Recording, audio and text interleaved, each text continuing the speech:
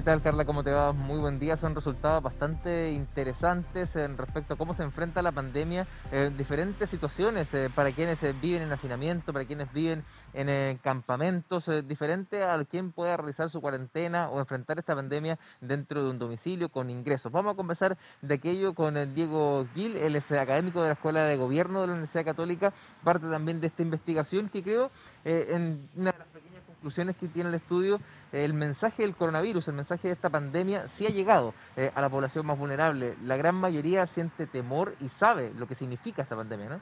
Sí, muchas gracias por invitarme a comentar este estudio. Efectivamente, a la pregunta de cuán preocupados las personas de campamento están respecto a que ellos o sus familiares se contagien del coronavirus, más del 80% de las personas que nosotros encuestamos con este estudio manifiesta que está muy preocupado de que ellos o sus familiares se contagien de este virus.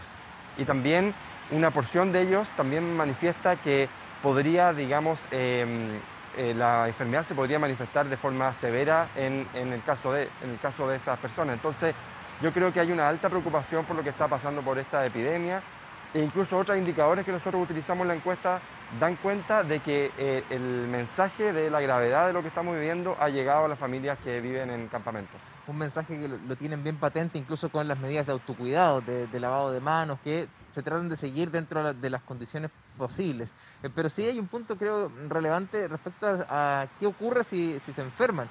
Muy pocos creen que puedan acceder al sistema de salud. Creen que no va a haber disposición de camas para personas en esta situación. Claro. De hecho, es una pregunta que más nos llamó la atención cuando nosotros pudimos analizar los resultados. 3 de cada 10 personas que viven en campamentos señalan que ellos no contarían con una cama de UCI, una cama de atención crítica, en el caso de padecer la enfermedad con síntomas muy graves y requerir, digamos, esa atención hospitalaria. Lo que de alguna manera da cuenta de la decepción con la que viven muchas personas en campamento, en el sentido de que no tienen acceso al sistema sanitario de forma adecuada, o al menos no creen que ellos puedan acceder al sistema sanitario, independiente de cuán preparado ahora está para recibir ese tipo de enfermos, digamos, por el coronavirus. En ese sentido, si bien el mensaje se ha entendido y bastante de lo que es la peligrosidad de este virus, sí hay una diferencia, al menos entiendo, se puede inferir en lo que las medidas que se toman, si bien son para un general y no para poblaciones en particular, como por ejemplo quienes viven en situación de campamento o en hacinamiento, ya que ahí Claro. ellos creen que están un poco más alejados del sistema. Claro, claro. Efectivamente, vivir en un campamento significa vivir con un alto grado de vulnerabilidad social. Eso significa que muchas familias que viven en campamento no tienen acceso a los servicios públicos que muchos otros que vivimos en el país tenemos. Por lo tanto, cuando ellos, digamos, dan cuenta de que muchos de ellos no tendrían acceso a un sistema de salud, independiente de que la autoridad sanitaria han tomado medidas para expandir digamos, la oferta de hospitales, etcétera, en el caso de personas que se contagien con coronavirus.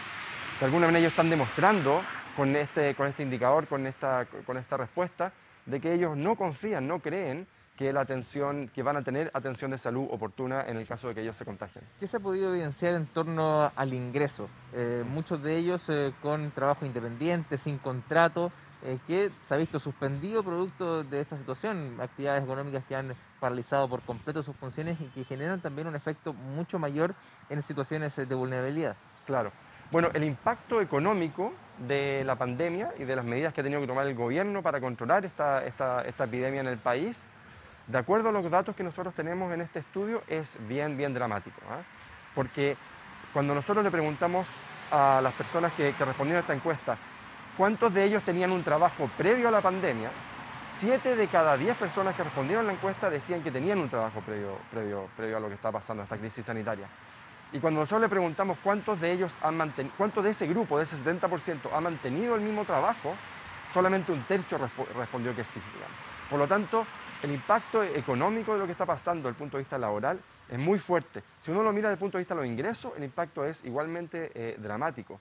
Alrededor del 75% de las personas que respondieron a esta encuesta manifestó que ellos han perdido el 50 o más de sus ingresos, de los ingresos que ellos estaban recibiendo anterior a la pandemia. Y si uno a eso le añade el hecho de que ellos dijeron que alrededor del 30% de los que respondieron a la encuesta dijeron que habían recibido el bono coronavirus, el bono COVID que el gobierno implementó para paliar estos efectos. Uno se da cuenta, por un lado, uno puede concluir por un lado que el impacto económico está siendo muy grande, está siendo muy dramático en este tipo de familias, y por otro lado, la ayuda del gobierno todavía no es tan extensa como debería de ser para de alguna manera paliar esos efectos. No estaría llegando, digamos, Tal cual. este beneficio de forma tan directa. Lo mismo está ocurriendo con la distribución de cajas de alimentos, por ejemplo, que todavía hay población que no la ha recibido, ya se han puesto fechas al respecto, pero se entiende que hay una percepción de la gente que vive en situación de vulnerabilidad en campamentos de que van a ser los últimos o que no les llega finalmente esa ayuda. Claro, claro, efectivamente, al menos el indicador duro que nosotros tenemos es que la ayuda no ha llegado a la mayoría de las familias que viven en campamentos. Y eso obviamente es un problema porque el impacto económico que está teniendo esto en grupos de alta vulnerabilidad social como los que viven en este tipo de asentamientos es muy fuerte. Por lo tanto, cuando el gobierno toma medidas como medidas que tienen que ver con el tema de la cuarentena, no salir de sus casas, etcétera, pero cuando la disyuntiva está o yo cumplo con esta instrucción del gobierno de no salir de mi casa, o derechamente no tengo para proveerle a mi familia algo de comer, digamos, esta disyuntiva se hace imposible, ¿cierto? Entonces, para que las familias que viven en esta situación tengan la posibilidad de realmente de cumplir las instrucciones que está dando el gobierno, es necesario, digamos, que la ayuda económica, que la ayuda alimentaria llegue de forma oportuna. Diego, muchas gracias por compartir Muchas los gracias a datos de este ustedes. estudio con nosotros, datos muy relevantes, ¿no? Que dan cuenta de cómo se está viviendo esta pandemia en sectores más vulnerables, donde la ayuda no ha llegado, muchos entienden la dificultad que tiene el coronavirus, el peligro que reviste esta enfermedad y tratan de tomar los resguardos en la medida de sus condiciones. Sin embargo, todavía hay situaciones que es bastante asimétrico, ¿no? De quienes se pueden sobrevivir, llevar de mejor manera esta cuarentena y quienes tienen dificultades de hacinamiento, de pobreza y que están viviendo también este problema. Bien, importante tener ese insumo, esa información para poder tomar decisiones y generar políticas públicas de ayuda bien focalizadas también. Muchas gracias, Dani, a ti y a la entrevista. Un buen día para